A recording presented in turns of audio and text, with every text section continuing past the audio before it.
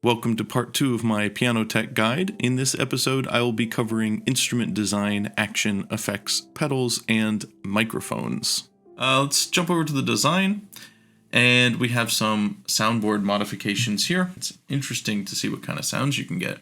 So the impedance of the soundboard basically will increase sustain and maybe the volume too, but mostly the sustain of the notes. Like a lighter, more resonant soundboard would. And of course, soundboards are designed to be as light and resonant as they can be while still maintaining their structural integrity because they have, around 14 tons of metal attached to them. We can make the soundboard lighter and more ringy this way.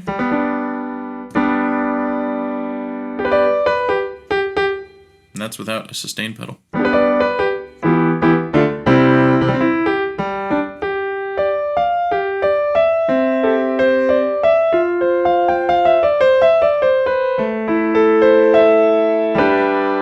That kind of sound wouldn't really be possible in real life. If we decrease the impedance, it's as if we had a really thick soundboard, which is going to kind of make all the notes sound a little bit muted. No sustain. Kind of a cool sound. Sounds like you have a piece of felt on the piano, though there's other ways to get that sound too.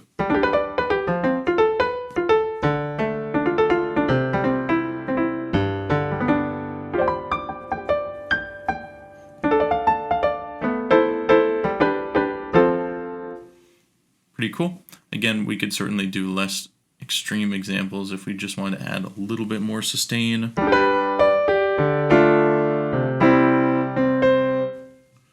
Or decrease it a little bit. The cutoff cuts off the high frequency overtones. So this is going to make the sound brighter or duller, basically.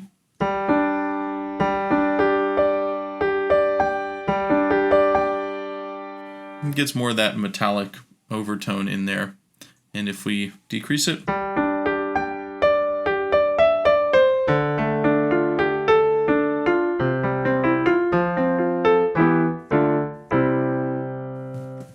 pretty cool.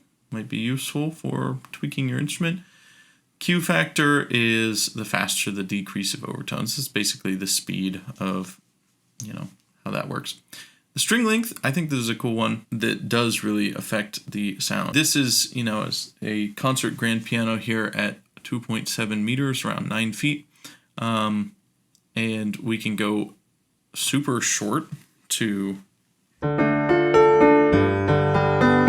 almost like a spinet length, or even maybe shorter than a spinet would be.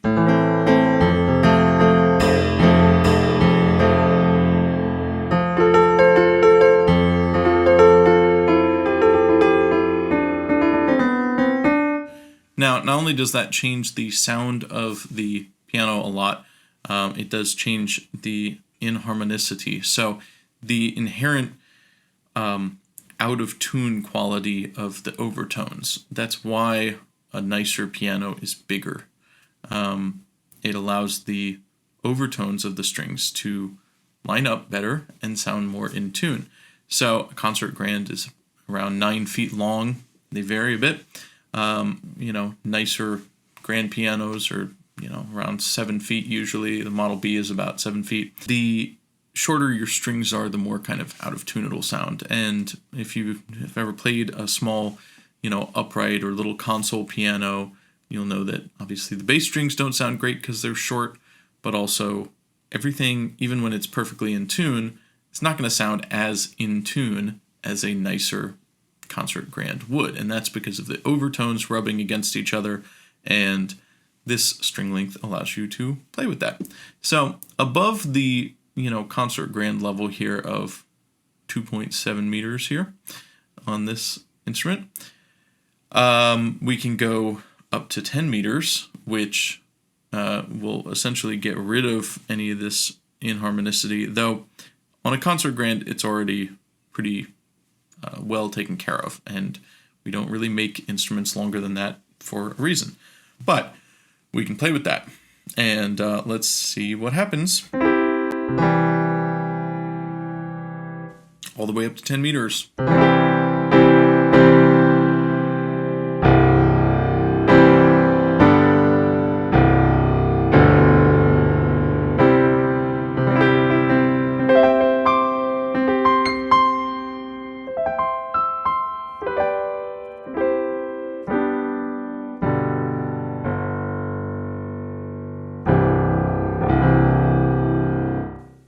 So that will allow us to be more in tune. But it doesn't make a huge difference from a concert grant.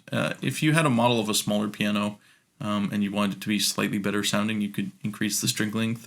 If you want to make a unique bad sounding piano, or different, we'll say, you could decrease the string length and it gets closer to like an upright sound. So if I want to take this Model D and turn it into a beat up old out of tune upright, I essentially can. It's not going to sound exactly the same as like the upright that they offer, but it is going to get you sort of in that ballpark, and that is a cool thing to play with. The sympathetic resonance is the resonance of the strings, soundboard, and cabinet. So if you turn this up, we get, well, more sympathetic resonance. Let's hear what that sounds like.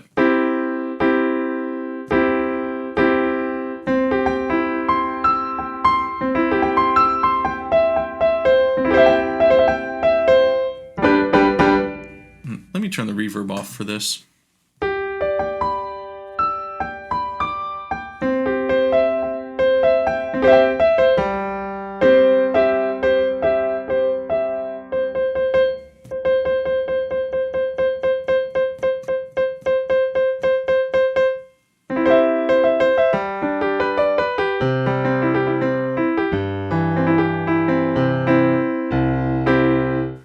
So essentially going to be how sort of wet or dry the instrument itself is. Again, nice thing to have. The duplex scale. So the duplex is a section of strings that vibrate behind the bridge, behind the main sounding length of the strings, and those provide sort of an extra harmonic shimmer. Now, sometimes they are muted off to clean up the sound of the piano. Some instruments have a louder and longer, more pronounced duplex stringing length. That varies quite a bit between different manufacturers, so we can increase the sound of that duplex scale if we jack it up all the way. Very present, bright, ringing overtones.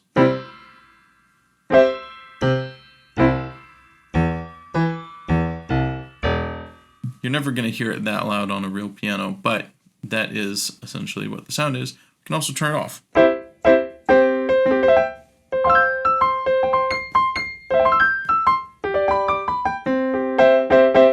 Again, if you want an extra dry sound, that's good. Back at the default.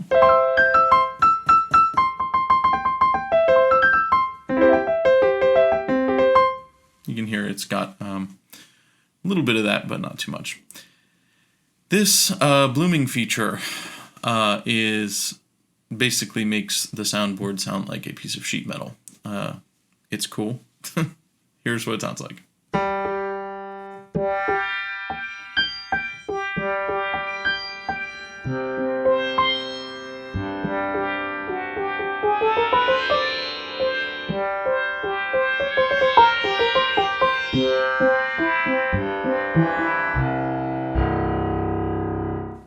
It's a pretty sweet feature. It sounds a little bit like a sitar, but also kind of not, like a strange synthesized sitar or something.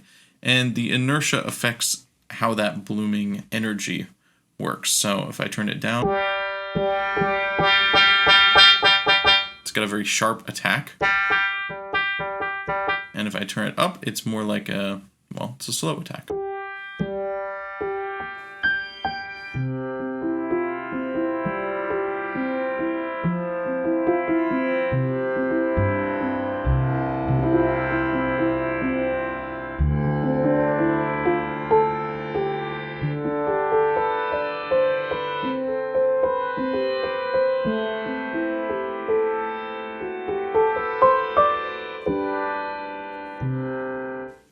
That's another cool feature to have. Again, for kind of experimental sound design stuff, even though this is focused on recreating the sounds of real acoustic pianos, it does a really good job at providing you the tools to make all sorts of new instruments and experimental creations. So, all right, so that covers the tuning, voicing, and design. The action has some more features in it. Let's reset this. The damper position controls the relative position of the dampers on the strings. The effect is most noticeable on bass notes when the damper duration is set to a high value. So let's do that. Let's set the damping duration to a high value and put this all the way up.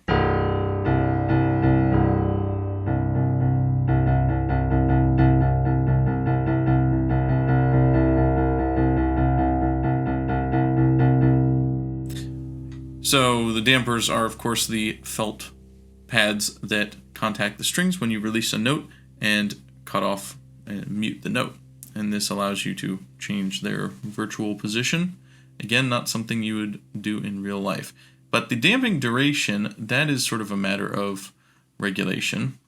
So if you have poorly regulated or old dampers, they won't mute the strings as well, especially on the bass notes that have the most power behind them. So if we were to decrease this, I think it will make the dampers more efficient.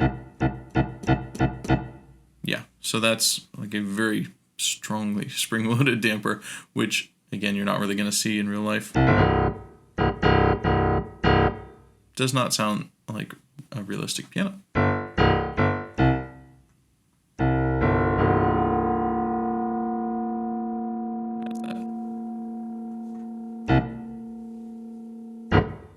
So as that value goes up, you get essentially a less efficient damper and a more ringy piano. The last damper, so on any piano, the dampers don't go all the way up to the end, and it does vary between piano and manufacturer as to where the last note is. These highest notes don't have dampers on them because they don't really need them, and it also allows the strings to sort of sympathetically ring out, add some richer overtones. So if we play up here, you can hear right there, that one does not have a damper. So in this case, G6 is where the last damper position is, and at G♯6, there's no more dampers from here on up. Now, we can change that with the last damper and change the note at which that cutoff happens. If we made it really low,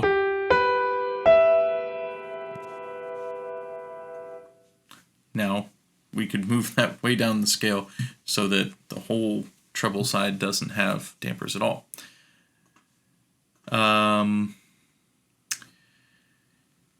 So this is a mute.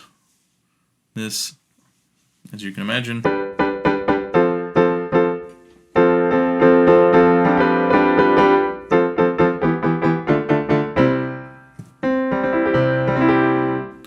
damper still works, but this adds extra muting to the strings like a piece of felt would. Key release noise allows you to control how loud or quiet these key release noises are.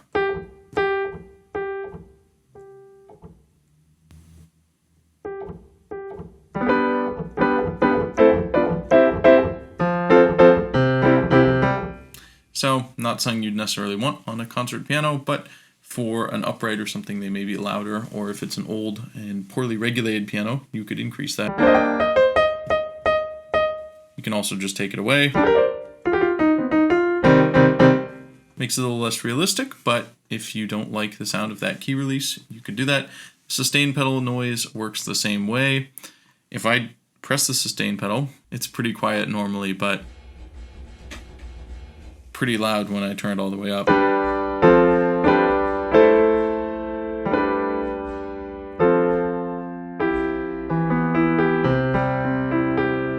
And you can turn it all the way off and it doesn't make any noise. Cool. So that's the action. Mallet bounce, I'm not going to go too much into this, but you could use it, like there's a preset on the Cymbalom that has mallet bounce, since that's like a hammered dulcimer, you're playing it with sticks. That could be useful for that. You know, it's like delay. This can happen, especially on uprights, if they're poorly regulated. So again, if you want to make a really broken and messed up sounding piano, that's something you could add to it. You can humanize it of course, on a real piano, if it's poorly regulated, you likely won't have most of the keys, certainly not all of them bouncing. So you might have a few that are a little bouncing. You just need to regulate the capstans to get that to stop, or you can leave it for whatever reason. It's got an equalizer. The effects, it's got some nice effects built in. You know, there's delay. We've got tremolo, wah, chorus, flanger, phaser, fuzz, delay, compressor, amp, some EQs, and it's got a convolution reverb, which you can also load your own impulse responses into. It's got a bunch of different options on those, which is cool. You can play with the settings on the reverb, EQs, delays, everything. It's nice, especially for the electric instruments. Get some crazy hall action if you want.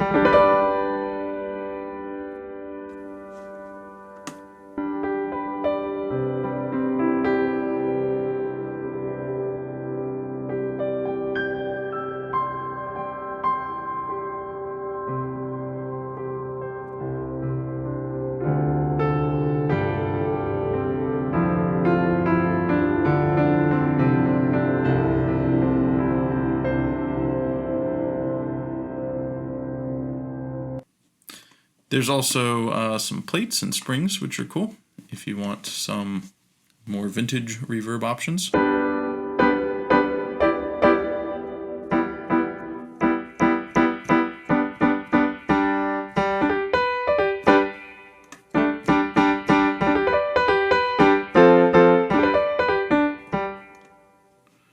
So that's just some of the reverb options.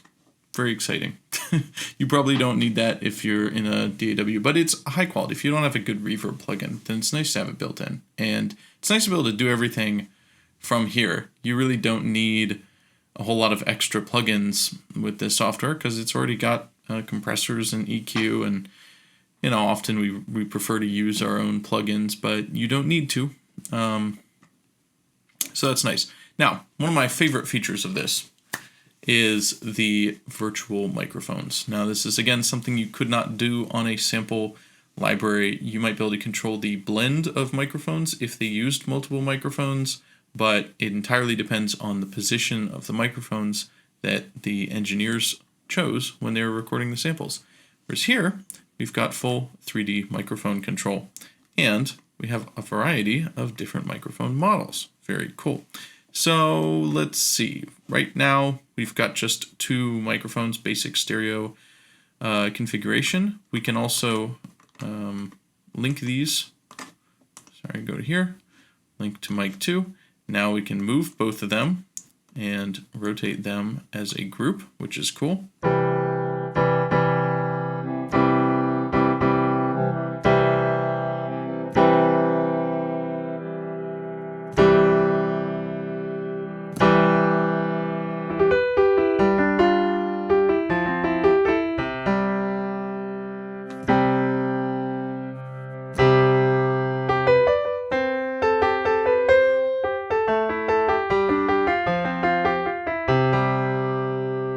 And you can change the angle of them. We can easily spread them out. You can do almost anything you want here. And with the level and delay compensation, we don't have to worry about phase issues. You can turn that off if you want a particular sound. Like we could say put one very close, one far away. Now we've got a slight delay there.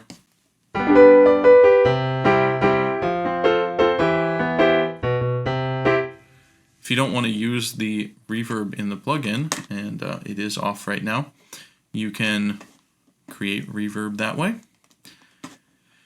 So let's check out a few of these mics too. Let's go to these U87s. That is a great mic here. And set this up. So this would be more or less, let's not have that so far away. Here's, you know, something like a relatively standard recording setup. Let's spread these out and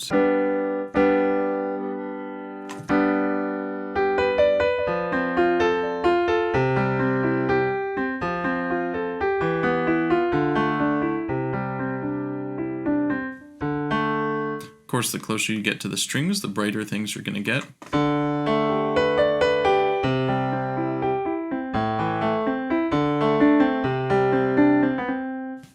And we can add up to 5 mics. So if I want to then let's add some omnis, and let's do a different one. We're going to use the C414.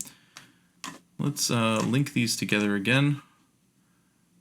Link this to mic 4 and rotate this here. Sometimes it's a bit hard to get the right tool handle, but you can control almost any function you want here. Let's do like this, and we've got quite a big room to play with. So you can see I can drag it way out there. And since the delay compensation is on, there's going to be no delay, but we're going to get a bigger room sound.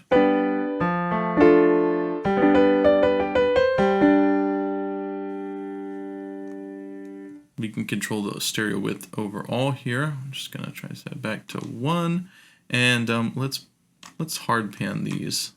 These volume faders are a little bit strangely configured to me, but they work. So in order to pan, you kind of have to.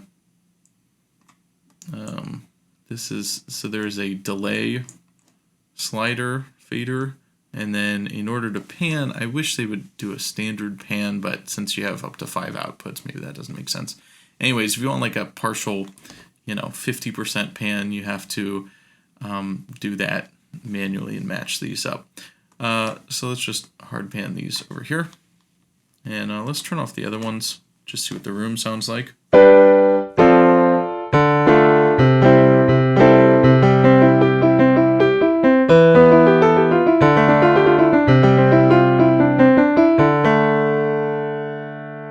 These are very low. Let's raise them up. Maybe angle them downward a little bit if we can. Okay.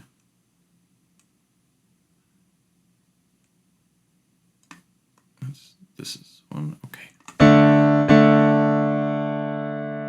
And also, we can also control the lid position.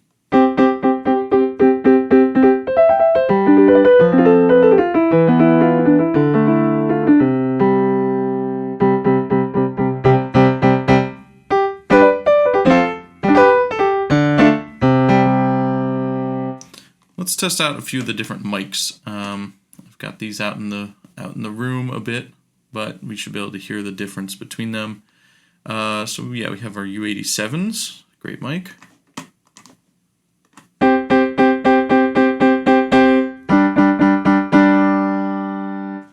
It's the DPA 4007.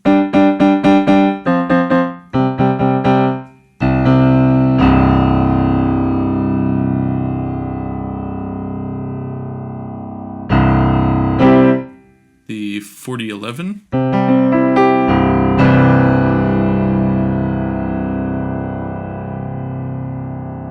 The 414.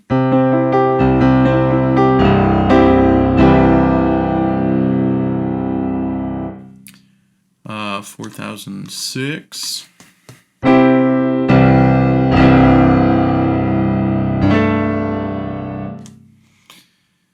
The C6 Mark II.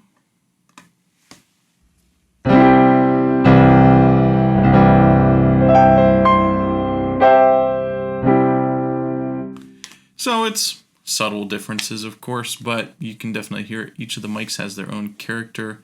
And let's open up the close mics, and I'll just switch through a couple, so because you might be able to hear it better on the close mics.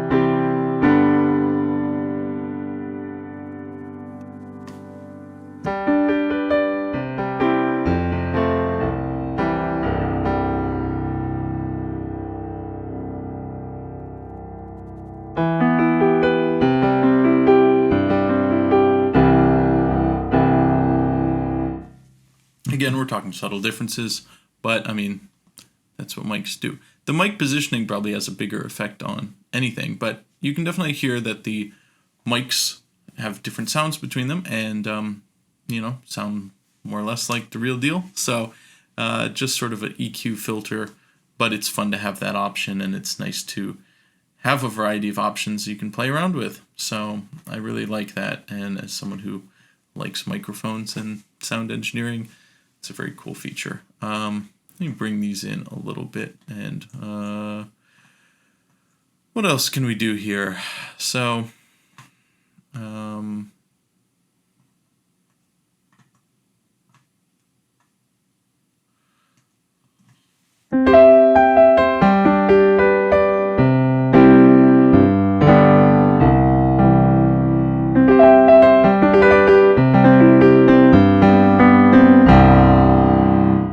that sounds really nice to me. I like that mic setup, and I like these ribbon mics, these R84s. Those are nice and kind of fat sounding. I like them. One more thing before I move on. You also have binaural mode, so you can easily switch it if you want. If you want it to sound like you're right in front of the piano. Of course, you can move this around, but we'll put it in regular head position. And now we have binaural sound. So it's not the sound of the mics. It's just as if, you know, record as if your head was in front of the piano. Just the dry sound.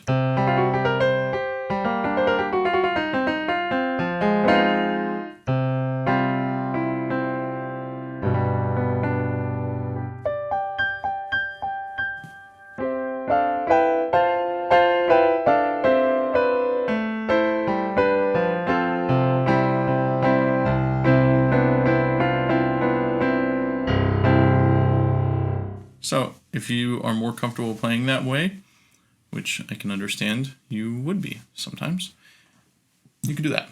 Oh yes, so we have pedals here, and I am going to, I think I've got an idea that's going to work to get a multi-pedal system for this Korg D1, and when I do, I will share that with you if it works. I'm going to have to hook it up through MIDI, and it's a bit of a workaround, a hack, but it should work, and then I can play with more pedals in real life. But right now, I've just got a regular damper.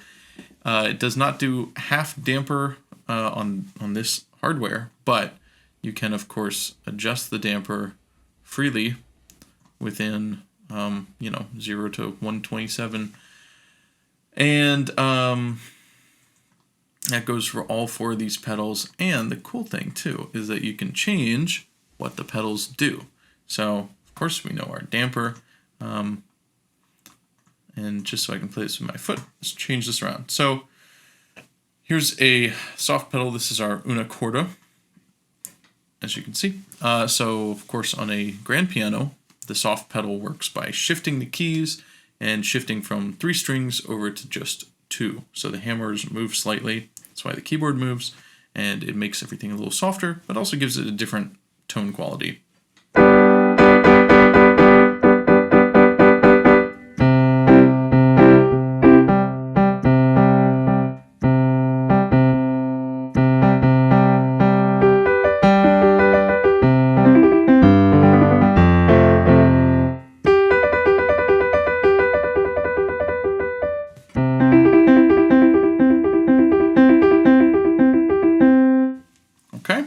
Pretty cool. That's standard but important.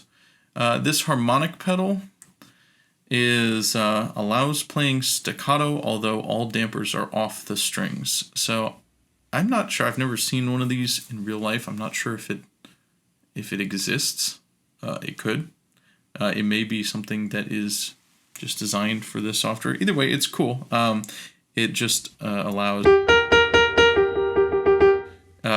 the dampers to be off, but we can still have shorter notes.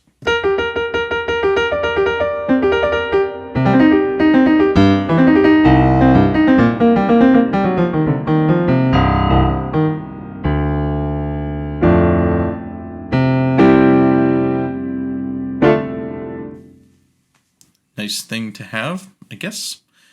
Sostenuto. Now this is normally the middle pedal. It allows you to sustain a specific set of notes. So if I play a chord,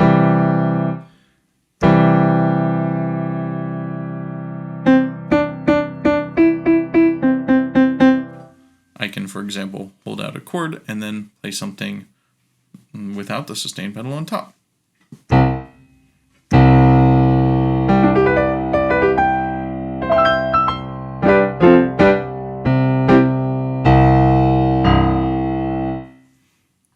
Nice.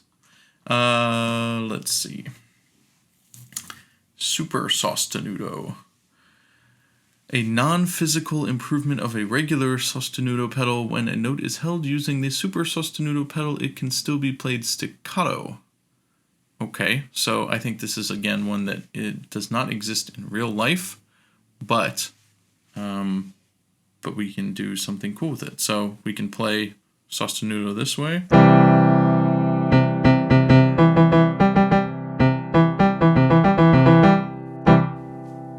And the chord can be ringing out, but we can still play those same notes on top, which is interesting, and of course would be impossible in the real world. The rattle pedal, this is a cool one. This is the bassoon pedal. Found on some pianoforte, it is a strip of paper that lays on the strings that makes it buzz.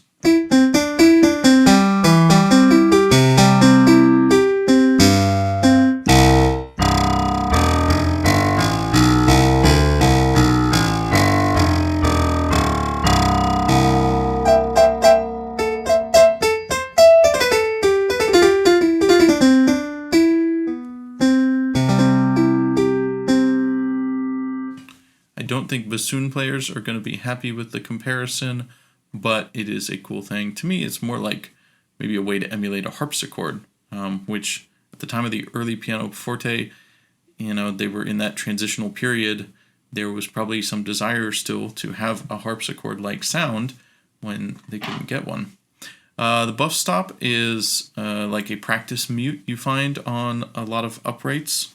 It's a piece of felt. Also, I see a lot of these piano libraries, sample libraries that have felt pianos. There's a number out there. And so I guess people like the sound. I mean, it's cool. I like it too. But we can, for example, just put it on all the time. And let's actually bind this one to another one. So with some of these, if you want to just use it all the time like that, let's go to the buff stop, and I'm going to turn it on. I'm going to turn this one back into a sustain pedal. Okay, now I can just leave this one on.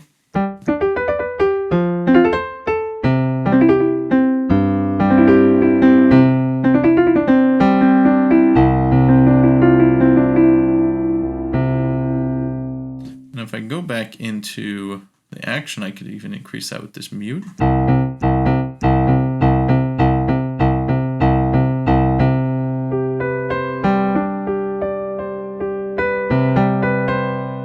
And I could also turn on my una corda for even more softness.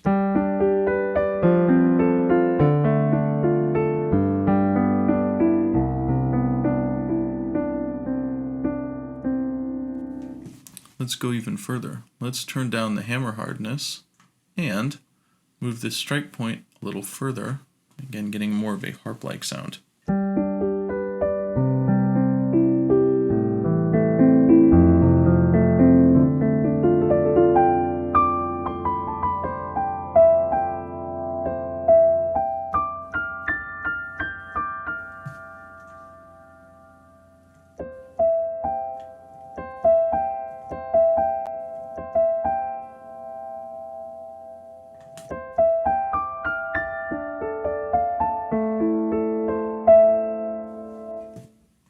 Turn back on this reverb. What kind of reverb are we going to get? Let's see. How about that large plate? I think that's kind of cool.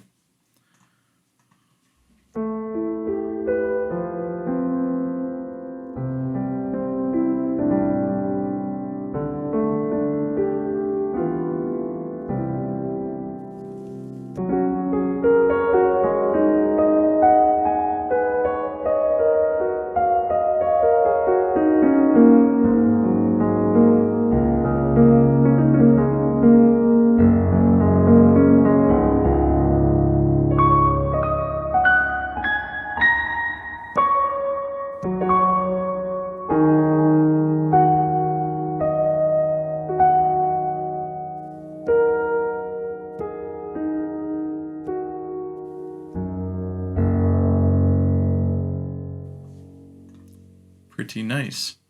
So, a lot we can do with that. I really like having all these pedal options. And if I had, and hopefully will, a bigger pedal rig, then I could bind these to multiple things and play them live with my feet, which would be fun, especially considering how many different options we have.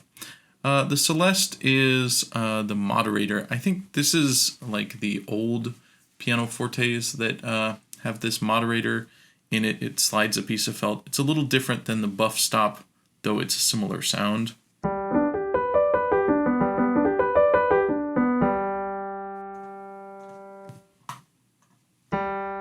Back to the buff stop real quick. Yeah, so the moderator or the Celeste pedal is much more pronounced.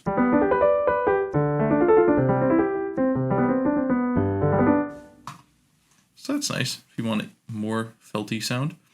Pinch harmonic pedal. Again, I don't know if this exists in real life. I suppose it could. You know, we guitarists know them. The squealies. It produces pinch harmonics. So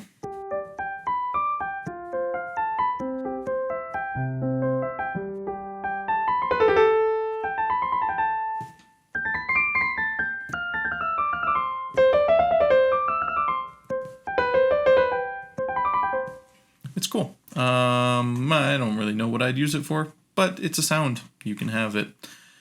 The glissando pedal produces smoother note attacks. So, okay.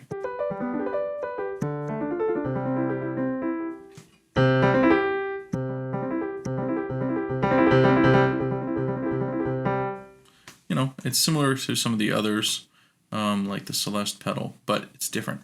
Now, the Mozart rail is essentially it's the device that a upright piano uses to move the hammers closer to the strings. It's an alternative sort of soft pedal. On a grand piano, you have the una quarter, which shifts the keyboard, which is cooler.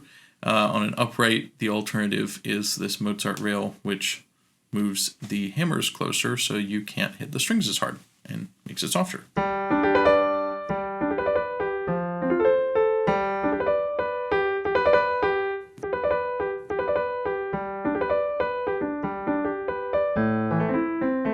But unlike the una quarter pedal, which actually reduces the amount of strings you're playing on, but doesn't change the action, this keeps the same amount of strings and changes the action, so it's softer.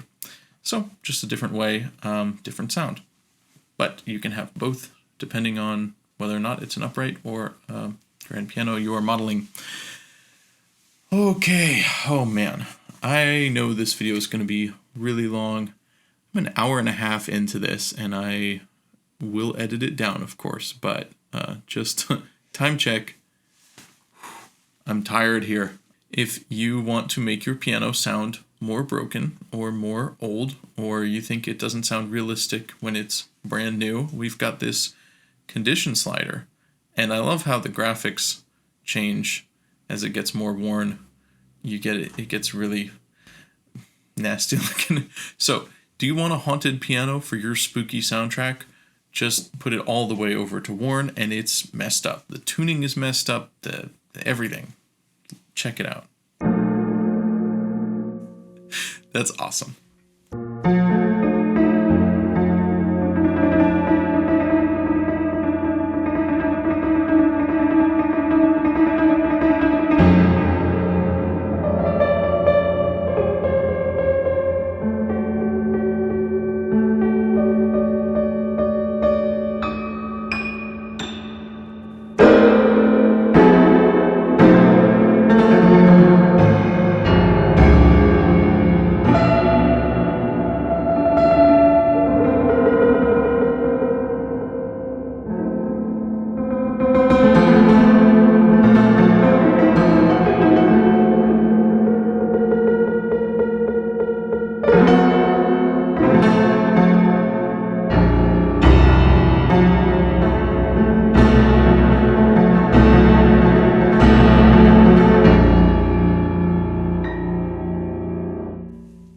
Great. I love it. Totally unplayable, but if you really need it to you know, if you're working on a horror soundtrack, it's like awesome. And it's like, it's flexible too compared to, I mean, there are of course these horror piano sound libraries, which if you like them, you like them. But again, this has basically infinite tweakability. So play with it as you need to get it to sound more messed up or less messed up. And it's, you know, it's an infinite slider here. So if we just take this like to the middle, let's see, get a slightly kind of beat up piano here. Let's see how it is.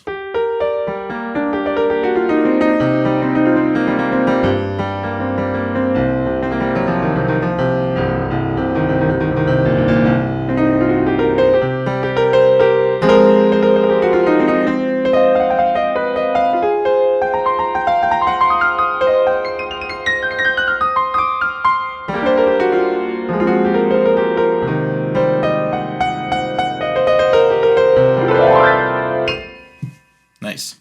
So, you know, you can do that. You can also, as I said, just mess with the unison width. There's a number of ways you can get different sounds, but that's a really quick one. That's just one slider, and you can make it as messed up as you want. So, really cool. In part 3, I'll be talking about the electric pianos, specifically the Hohner collection, historical pianos, and other instruments like the harpsichord and clavichord, as well as instrument morphing. Be sure to subscribe, and I'll see you in the next video.